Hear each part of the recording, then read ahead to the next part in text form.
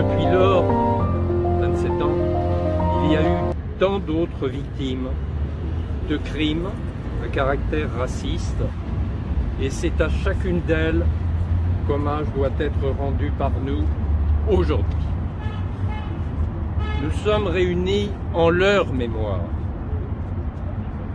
en souvenir de la douleur de leurs proches et en témoignage de notre colère intacte face à l'horreur du crime et à la barbarie. Nous sommes ici pour rappeler que chaque acte raciste constitue une atteinte insupportable à l'humanité tout entière. Nous sommes ici pour constater, hélas, que le racisme gangrène la société en s'accompagnant de multiples autres formes de rejet. La xénophobie, l'antisémitisme, l'islamophobie, la ségrégation, les discriminations aux droits fondamentaux, le logement, l'éducation, la santé, le travail. Il s'enracine dans la montée des extrêmes droites et des droites extrêmes, y compris dans des branches entières de la République. Violence policière, contrôle aux faciès, justice à géométrie variable qui perdure, instrumentalisation des discours sur l'islam, sur la laïcité, loi sur l'immigration, sur le séparatisme, rôle néfaste de nombreux médias, et la liste n'est pas close. Loin de régresser, le racisme progresse. Et 27 ans après l'assassinat de Brahim Bouaram, l'extrême droite vient d'obtenir au second tour de l'élection présidentielle française un niveau qu'elle n'avait jamais atteint.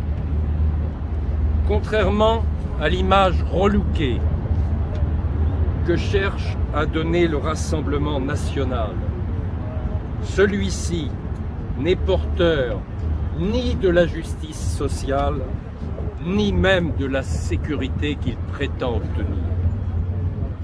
Il démontre, ou il demeure plus exactement, ce qu'était le Front National meurtrier de Brahim Bouaram. Mais comment en est-on arrivé là?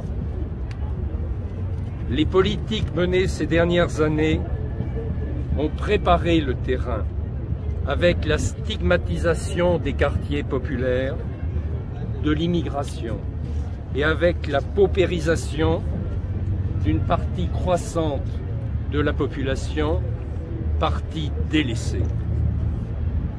De manière effrayante, les campagnes contre un prétendu communautarisme ou sur le péril que représenterait l'islam ont préparé la banalisation du discours de haine et de division porté par l'extrême droite.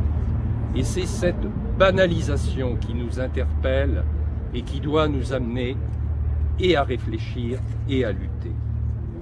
Ainsi, plus que jamais, en ce lieu, nous devons réaffirmer notre engagement absolu pour mener un combat de tous les jours pour l'égalité, la justice sociale et contre toutes les formes de racisme.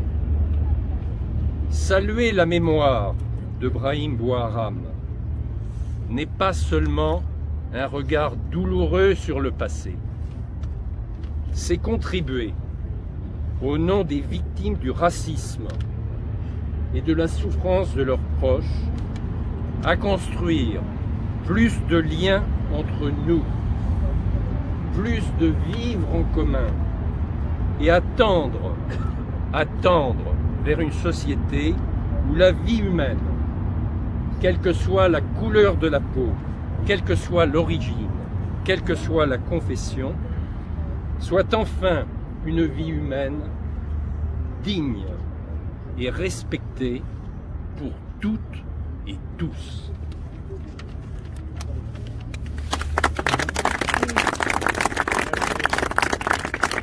Baudouin, avocat pour la Ligue des droits de l'homme et ancien président de la Fédération internationale des ligues des droits de l'homme.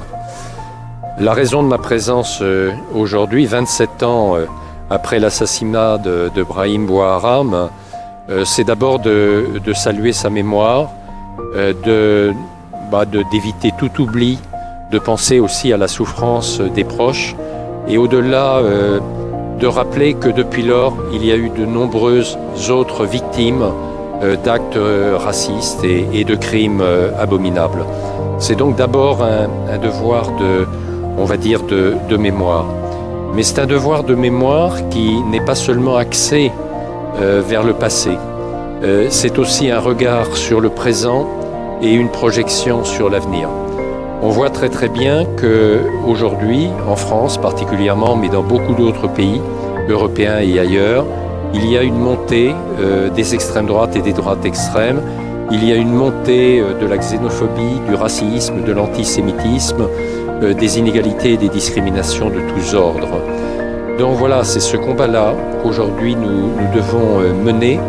Et c'est une occasion, en ce 1er mai, alors que le Front National qui a relooké son image, ou qui tente de le faire sous couvert du Rassemblement National, est aujourd'hui un parti qui a représenté 42% des suffrages aux dernières élections présidentielles.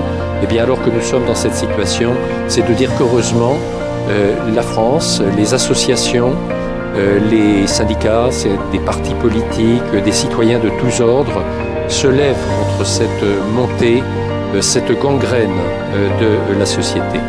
Et donc l'idée, c'est que tous ensemble, nous luttions plus que jamais et journellement pour une société de justice sociale, pour une société du vivre ensemble, du bien commun et du rejet de toutes les discriminations.